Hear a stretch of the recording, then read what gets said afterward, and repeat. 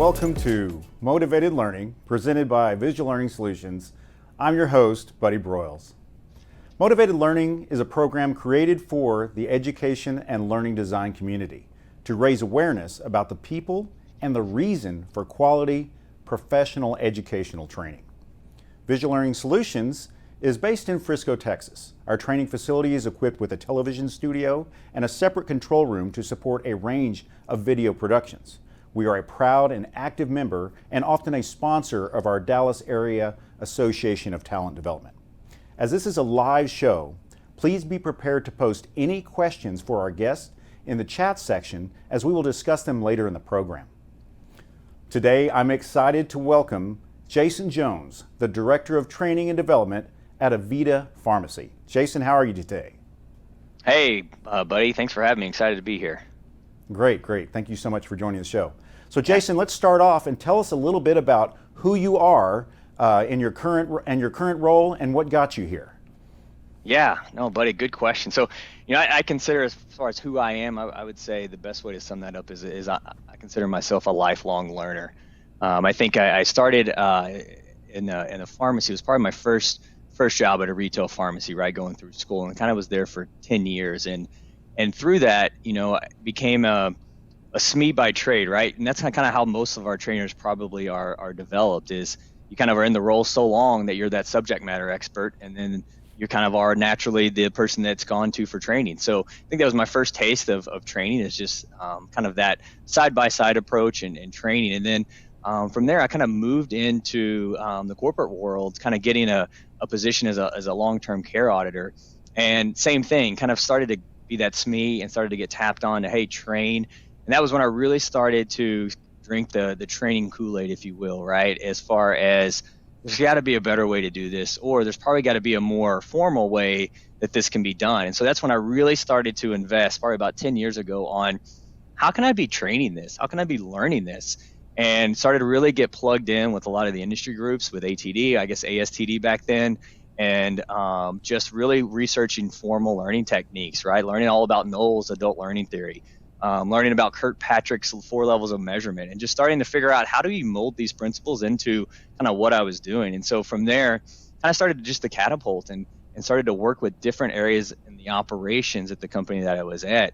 And then just taking that same learning principles and molding them into those areas. And so I think that was just kind of my short pitch there as far as my path. But I think, there's just so much when it comes to learning that, being a part of the learning and development community has been very fulfilling, just because, when you get with a group of learning professionals, it doesn't matter what industry you're in, there's a lot of consistencies of what to do and how to do it, and a lot of good, exciting, engaging conversations. And so being a part of that's been very enjoyable. Yeah, I think you made an interesting point, how everyone really starts off as a learner. I mean, we all start our career somehow, our education somehow, and especially education professionals like you and me, once you figure out that you want to be on the other side, say you're learning and you realize that it can be done better, and you have, a spark that goes off in your head, is like, I can help with this. And then you transition to, similar to you, is like, I started completely different from where I am now. And years ago, I picked a lane, is like, no, we're going to do educational content, because I witnessed the same thing, is as you're learning, like, this is not effective training to me. I wouldn't call out anybody. It's just the industry has changed over the past 30 years while I've been there. And I recognize that things can be done different, as have just about everybody else in the educational community. I mean, that's why groups like ATD started, is to bring together communities, share ideas, and work on that potential. And you made the call out too, most SMEs become trainers, but it only takes a few times for somebody to say that training wasn't effective, because training, right, it's always the problem, but it's always the solution. And so, it only takes a few times to be like, okay, I need to probably figure out the best way to approach this concept, or to facilitate this training as a SME. And so it only takes a few of those times to really say, okay, let's sink in on that. But that's usually, in my experience, how it usually happens, right? You're that subject matter expert that says, hey, why don't you go show team member A how to do this task? And then, some people just take it and run, and some just continue to go there. But yeah, that definitely is the more natural progression there. Right. Historically, going back, talking about serious history, just where you would have some type of person that just learned from the blacksmith learn by watching, learn by doing. And now, of course, through all the media age that we've experienced in the past, well, basically since television or radio started, you can reach a larger audience. And that's what we all try to do, is make sure as companies grow larger, how do we reach everybody and meet all of their needs? So let's transition into your current primary focus in the industry, and tell us a little bit about the structures of your teams and your team approach to serving the needs of the learners within your company. Yeah, no, thanks. So I work for a specialty pharmacy group, and we've got about 55 pharmacies kind of across the U.S. And so our training department is structured where we've got 4 regional trainers that we've identified kind of a pharmacy to ratio type of ratio. And different from kind of maybe your traditional learning, where you can maybe host a webinar or host a learning event, and if you want to join, you sign up and attend, right? And maybe most organizations, being in a pharmacy, it's a little bit different, that we have to really tailor the learning styles by pharmacy, knowing that in a high functioning production environment, pulling somebody off the floor or doing those types of things, we've got to get real creative. And so I'm structuring the team in that way, to having trainer support at a trainer to pharmacy ratio has been a good mindset. And I think traditionally you would do what's our trainer to learner ratio, right? How many learners do we have, and how many trainers should we have? So I think that's just a great foundational perspective to have when building out a training department, is how do we fill the proper number of learning professionals to support the business. And then to support those trainers, we have a learning development specialist. And so this person really helps curate content, works on creating documentation, and then also kind of helping facilitate some leadership development type programs. And so with that group of individuals, we support those 55 pharmacies across the org. And really, we sit in operations. So, right, sometimes you might have an operational training team, and then you might have your HR training team, right, that really support most companies may not have that luxury, right? And you have your training department that really kind of does it all. And so we sit in operations, and then we consult and pivot and support HR as needed. But our main primary function is to support ops and really upskill our team members to really help support our customers as well as our business partners. And one of the things we're doing, right, when you think of a pharmacy, is the traditional approach has been, and what my experience was, 15, 20 years ago, was I learned by somebody standing next to me, show me how to do it. And so we're really doing a little bit of a shift here on, moving away from so much memorization and repetition to the application of resources and tools. Sometimes I've been using the example a lot, people kind of laugh, but when you go to IKEA, and you go to build furniture, they give you the instructions and they send you home with it, right? They don't stand there and say, hey, let's build it together. Now you take it home and build it without. So that's an example I've been using quite a bit, because it's kind of like, there's so many types of learners, right? You got your kinesthetic, your auditory learners, your visual learners. So how do we really blend the learning to support those different type of learning styles? So if you do side by side all the time, you're going to be missing a learner population that may not be set up for success in that training program. So really trying to figure out how to capture that blended learning are things that we're doing. And so shifting that onboarding in our pharmacies to more of using the resources and tools and applying that in the environment that we're doing. So that's kind of what we're doing right now.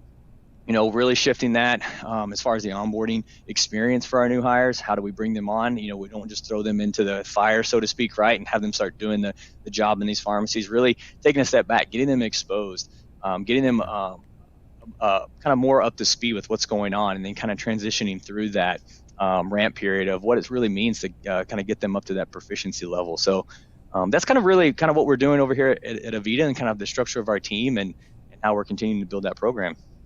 Well, it sounds like, from what you described, and because I feel like I wouldn't say I don't have the statistics to demonstrate this, but just from the companies I've worked with in the past, it seems like a lot of the training is driven through HR, and it is rare that they have a separate training team that is, like you mentioned, in operations that handles that for them. Now, of course, Yeah. HR has their own training and so on, but that sounds like from a corporate standpoint, you're doing something that may be different in the industry.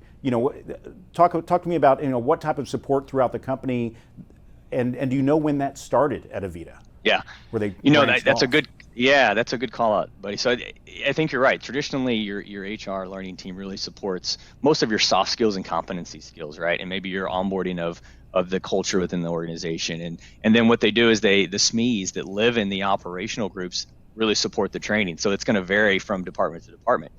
The mindset at Avita was really to build a training team that supported the operations. So from the soft skills and competency skills, how are we upskilling the team members to perform the job that they were hired to do? And how do we do that in a very structured way so that it's repeatable, that it is consistent, and then also that it's measurable, to really show how that impact to the business is happening. So that shift for Avita to have that supported operationals team came from our leadership. That was a key focus to make sure that our operations group was supported in those areas. Yeah, excellent. That's really important. When you have buy-in from top to bottom, that what I found is that means the learners, and I don't want to say at the bottom, but across the company have been heard. And just like marketing outward, your brand to everyone who would buy your product or so on, the internal buy-in really matters because that elevates your brand in so many ways, as you know. So talk to me a little bit about the why. This show's motivated learning. It's what drives us to do our jobs well. What motivates you and your team specifically to serve your audience? What you mentioned metrics, having outcomes and so on. Talk to me about basically what gets you out of bed in the morning, but from from your business perspective. Yeah. No, I think the why is key. As I had mentioned earlier, being a lifelong learner is really how I kind of classify myself. I think, similar to technology and how it's ever growing, the learning space is ever growing. And so it's always, why to keep doing it? Because it's always changing. It's always something to learn. There's always something to view and just to get exposed to see then how you mold that into your business and how you can have it support your groups. And so the why is just that constantly having things to learn. And then also, the challenge of, or I guess you said the opportunity, right, of really connecting the learning to the learner. Again, really wanting it to be hitting that emotional and that mental connection, not just here's the skill, but how am I connecting with you? And so that's a lot of the whys, really getting that impact. So when you see somebody say, hey, I really enjoyed that, not because I know how to do the task, but it was a good experience. And then, I think in the learning community, there's so much value in learning with and from each other. They continue to do that is a lot of the why. And then, as I mentioned earlier, learning the kind of the basics with the Kirkpatrick's 4 levels of measurements is molding that into our operational team. And how are we, measuring the learner satisfaction? What does that mean to the business? How do we take that as an opportunity to improve? Or how is that an opportunity to also upskill and support our team members, right? So our trainers, not only do we get the learner satisfaction just from a department perspective to report to the business, but then also our trainers get that feedback. And then how do we continue to develop and grow them as well? Also, incorporating the did they learn it, right? We need to learn it from to show the business that they learned it, but then also giving the trainers that feedback. And so really having that molding that Kirkpatrick's 4 levels of measurement, not only into the measurements we hold our MBOs for our department to support the business, but then also for the trainers as their metrics on continuing to not only grow the business, but themselves. And so that's a lot of the why too, is really just having that 2-pronged kind of measurement of the business and team members and going through that approach. So it's a little bit of the why, and one of those things that it's just always something new to learn when you walk in the door. Yeah, and having the metrics is terrific because it serves the entire pipeline from C-level all the way down for managing budget and so on. When you have the metrics, you can pivot based on that. But what I think you're right is just the hearing from the learners that they not only learned but they enjoy the experience. Especially as I get older, everybody's younger or whatnot, and we all have this weird mantra that these younger people need it a certain way, and we need to pivot now to achieve those goals. And of course, we're visual learning solutions, so we do focus on the visual consumption of training versus some of the others. But they all need to Absolutely. be served properly because that's how they learn, and the company grows based on that. So last question, and let's talk about where you are now in your career. And where we mentioned some of the younger people who are just graduating school, and they're already recognizing the need to learn, maybe can see it better from their vantage point. Tell me what you would tell yourself, say with all the things you've learned and know now, or what advice would you give to someone who's new, who's getting a start in the career and sees you as a possible mentor or someone like you? Yeah, wow, that's a good question. So, It's pretty loaded. I think that one of the things is that for me personally, I wish that 15 years ago when I started to dabble into more of a formal learning approach, that I would have got more plugged into some of the industry groups sooner, right? Like an ATD, getting plugged in, getting a membership, connecting with those folks, and everybody has a new hire training that they've done. They had a new program or application they had to roll out, or they had a leadership seminar they had to present. All of those concepts or topics, lots of people have done before. So it's like, how do we share those experiences? And getting plugged in with an industry group, I think, is a great way to start to explore. Hey, this is what I'm working on. How have you approached this? What tools did you use? I think that would be something I would tell myself 15 years ago to start on sooner rather than later.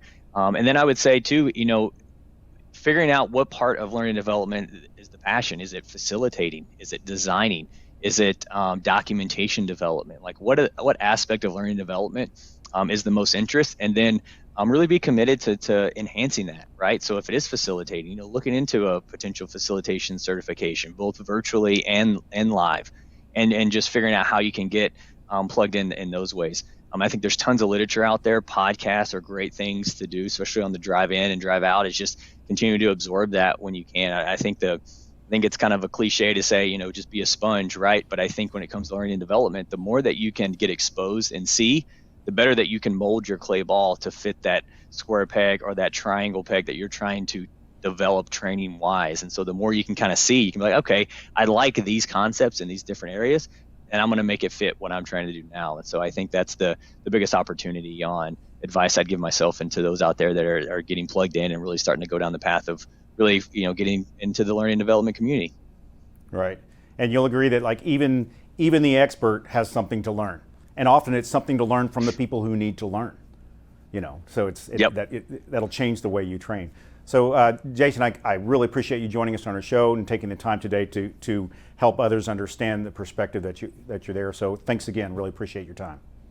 Yeah, no, I've enjoyed being a part of it. And again, I know I've seen your work both out in the space and virtually, and I've really enjoyed what you guys are doing, and glad to be a part of it, and looking forward to see what you all have to come. So thanks for the opportunity. Wonderful. Thanks so much. Yep. Please reach out to us if you have any questions about the show using the social media on your screen. Of course, we're at Visual Learning Solutions on Facebook, where this is broadcast live. You can email us, info@visuallearningsolutions.com. Or, of course, you can see us on Twitter. Happy to take your phone call, or follow us on Instagram. We provide services such as instructional design, e-learning, instructional course development, and so much more, including video production, both in the studio and out in the field. At your corporate location or event center, we can do quite a bit for you. So please, again, Visual Learning Solutions, we target the visual learner. So thanks again for watching, and we hope that you will tune in or even consider joining us as a guest on a future program. So please have a wonderful day, and thank you so much for joining us.